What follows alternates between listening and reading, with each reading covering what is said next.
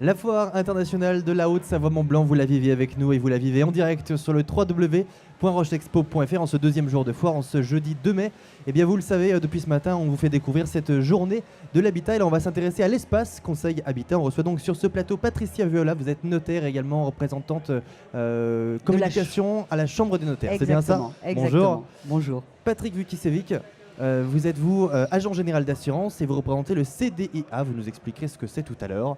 Et puis également Isabelle Dutrège, vous êtes conseil juriste auprès du PLS Adil 74. Exact. Et là aussi, il y a des sigles que vous nous expliquerez dans un instant. Mais pour commencer, je commence par vous peut-être Patricia. Qu'est-ce que c'est l'espace Conseil Habitat?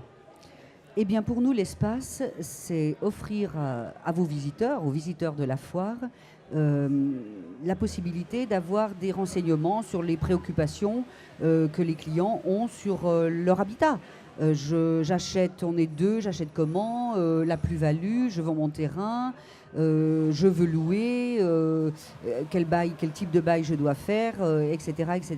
Donc l'idée c'est quoi? C'est de réunir tous les professionnels concernés. Qui sont les professionnels qui sont Alors, sur l'espace? les professionnels, nous sommes nombreux, effectivement, sur la longueur totale de la foire. Il y a donc les assureurs, PLS, de temps en temps, parfois les géomètres, parfois nous avons également l'Union des maisons françaises pour les constructeurs et la FNAIM, les agents immobiliers. Voilà. Tout le monde au grand complet. Est-ce que l'ambiance est bonne? Est-ce que tout le monde s'entend bien sur cet espace Conseil Habitat? Parce que c'est une vraie question. Très bien, l'ambiance est très bonne, donc pas de souci particulier. Ça fait combien de temps qu'il existe l'espace Conseil?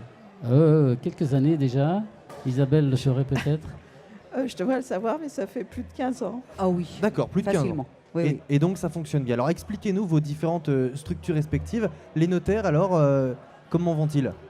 Eh bien, les notaires vont pas trop mal. On soutient nos clients dans cette crise qui n'est pas facile à vivre, parce qu'il y a quand même la crise. Au niveau de l'immobilier, il y a quand même un resserrement des volumes au niveau des acquisitions.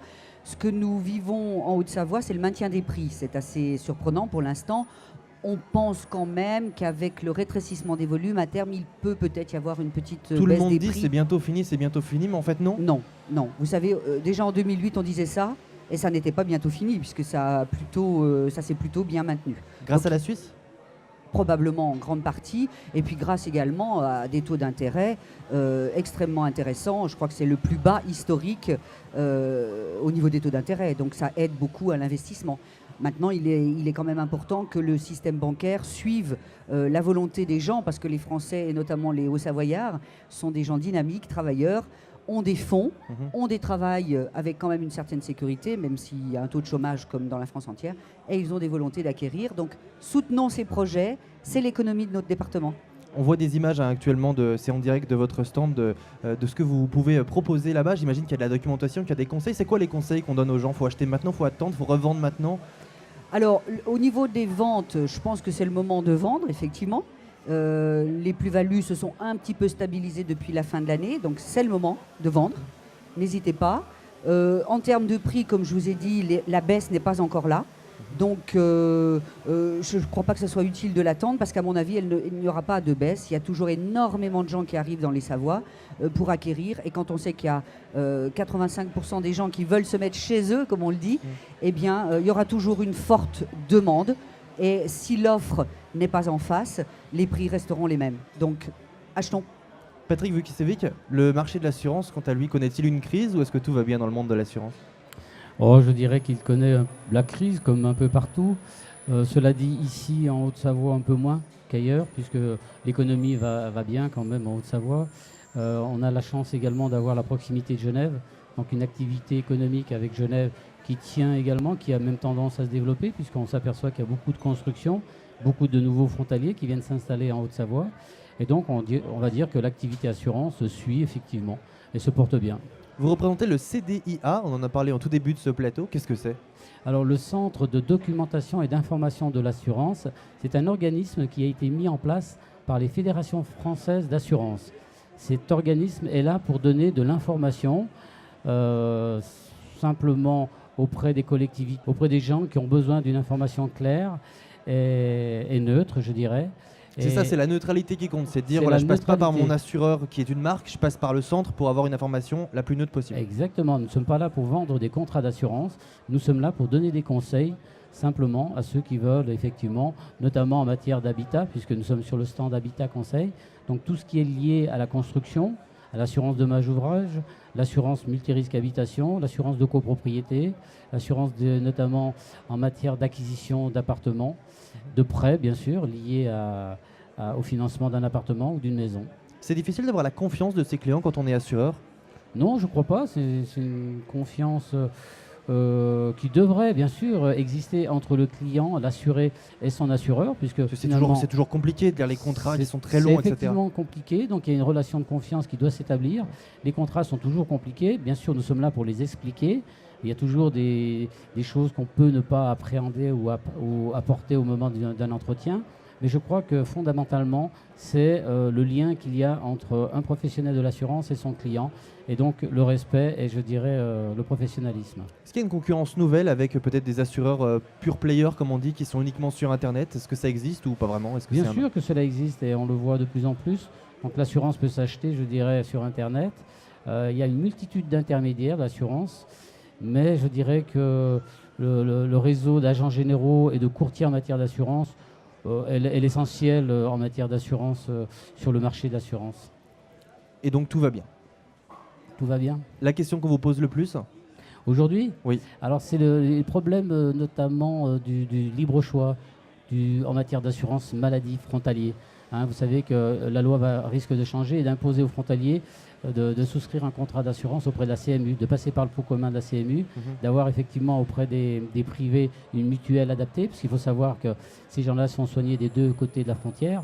Donc voilà la problématique. Depuis 50 ans, les assureurs ont répondu par des besoins spécifiques, des contrats précis qui répondaient à leurs besoins. Aujourd'hui, il va falloir peut-être, je dis bien peut-être, changer un peu, revoir peut-être en fonction de la loi qui va se voter en fin d'année, là, au mois de septembre. Donc il y a un amendement qui va se faire au mois de juin et la loi va se voter au mois de septembre. Donc on ne peut pas dire aujourd'hui que ce libre choix va cesser. Il n'est pas impossible qu'il perdure du fait de la complexité de l'assurance des deux côtés de la frontière. Il y a un régime LAMAL et un régime sécurité sociale qui ne sont pas du tout les mêmes et qu'on ne peut pas compléter finalement très facilement avec une adhésion auprès de la sécurité sociale. Donc les frontaliers posent beaucoup de questions, mais les réponses ne sont pas encore définitives parce que tout change. Exactement, elles ne sont pas définitives. Très bien. Isabelle Dutrège, vous représentez, donc vous êtes conseillère juriste au PLS Adil 74. Je me rappelle du S, ça veut dire Savoyard, je crois. Voilà, alors pour PLS, c'est pour le logement savoyard. Et l'ADIL, en fait, parce qu'on est une agence départementale d'information au logement. Donc on est une association loi 1901, agréée par le ministère du Logement. Et nous sommes là uniquement pour en fait conseiller gratuitement et en toute neutralité particuliers et professionnels sur toutes les questions liées au logement. Donc vous êtes financé comment ? On est association loi 1901, donc on a un petit peu de financement public, mais on a aussi beaucoup de partenaires tels que Amalia, qui est le 1% collecteur. On a aussi la Chambre des notaires, les assureurs. On a aussi les organismes HLM, certaines collectivités locales, FNAIM, association de consommateurs. C'est très très large. Pas facile de trouver un logement en Haute-Savoie ? Pas facile, effectivement. Je dirais même assez compliqué, surtout quand on a des revenus un peu bas. Donc, au niveau rien que des demandes HLM, il y a plus de 16 000 demandeurs en attente. Et non, pas facile. Qu'est-ce qu'il faut faire ? Débloquer du foncier. Il faut débloquer du foncier. C'est possible ? Il faut aider les collectivités locales. C'est possible de débloquer du foncier ou... Il y a des lois. Il faut des lois. Il faut des lois sur le sujet. Il faut que le foncier soit assez accessible aux collectivités locales et qu'à l'issue, il y ait des constructions, notamment pour les logements sociaux. Toutes les communes s'y emploient, mais c'est encore insuffisant. Il faut aider par la loi. Il y a des chances que ça se fasse ou il y a beaucoup plus de chances que ça reste comme ça ?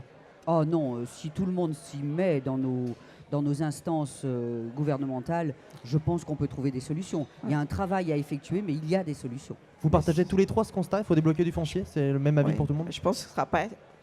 pas si rapide que ça. Non, bien Dans sûr les que non. médias, je pense que les organismes HLM ont déjà fait beaucoup d'efforts, Bien sûr. parce qu'il y a beaucoup plus Bien de logements construits ces dernières années, mais ça reste encore Alors dans compliqué. l'immédiat, le conseil que vous donneriez? Alors nous, si vous voulez, nos conseils, ils sont plus au niveau tout ce qui est financement pour les futurs acquéreurs, hein, à savoir quel type de prêt auquel ils peuvent prétendre, les bons conseils, ce à quoi il faut faire attention, donc tous les contrats, hein, puisqu'on vérifie tout ce qui est contrat, que ce soit les contrats de construction de maisons individuelles, les ventes en état futur d'achèvement, les compromis de vente. Et aussi, on travaille énormément sur tout ce qui est locatif. D'accord. Donc voilà, donc pas uniquement bien sûr sur la recherche d'un logement, c'est pas notre rôle principal, mais plutôt les droits obligations de chacun, les congés, les hausses de loyer, en fait tout très large domaine. Et donc vous êtes là pour répondre aux conseils de tous les gens qui viennent visiter cette foire jusqu'au 12, j'imagine, à l'espace Conseil Habitat. Patricia, je termine par vous. Je crois qu'il y a une actualité des notaires que vous souhaitiez nous communiquer. Oui, je souhaitais juste exprimer que chaque année, nous avons un congrès des notaires. Cette année, il se déroule dans notre Alpes, puisqu'il aura lieu à Lyon. L'année dernière, il avait eu lieu à Montpellier. C'est un petit peu les Jeux Olympiques des notaires. C'est un peu les Jeux Olympiques des notaires. C'est vrai que c'est un marathon, parce que c'est un marathon de travail. C'est-à-dire que nous avons des commissions qui réfléchissent aux lois actuelles et qui, parce que nous recevons plus de 4 millions de personnes par an en France, nous permettent de coller à la réalité des particuliers. Et donc d'aider à l'évolution de la loi, pour coller aux besoins des particuliers. Alors cette année, il y a une petite dimension différente puisque le thème de notre congrès, c'est les collectivités locales. Mais il y a une autre actualité que je voudrais évoquer ici, c'est le 7 octobre. Nous avons, depuis 34 ans, ce que nous appelons rencontre avec les notaires, rencontre notariale, rencontre avec les notaires. Donc dans des lieux différents, et là ce sera à Chambéry et à la Chambre des notaires à Pringy, nous recevons tout particulier qui a un souci, qui a des questions. Nous proposons des fiches, des conférences et des consultations gratuites dans des locaux qui seront diffusés dans la presse, bien entendu, et où tout le monde, n'importe qui, peut venir demander des renseignements. Consultation gratuite, donc le 7 Consultation gratuite. octobre, c'est ça? 7 octobre. C'est la prochaine date pour vous. Voilà, c'est notre prochaine date, une des prochaines dates. Merci à tous les trois d'être passés sur ce plateau et bon retour dans votre espace Conseil Habitat, ici à la Foire internationale de la Haute-Savoie Mont-Blanc. On est en live sur rochexpo.tv et on s'y retrouve dans quelques minutes. À tout de suite.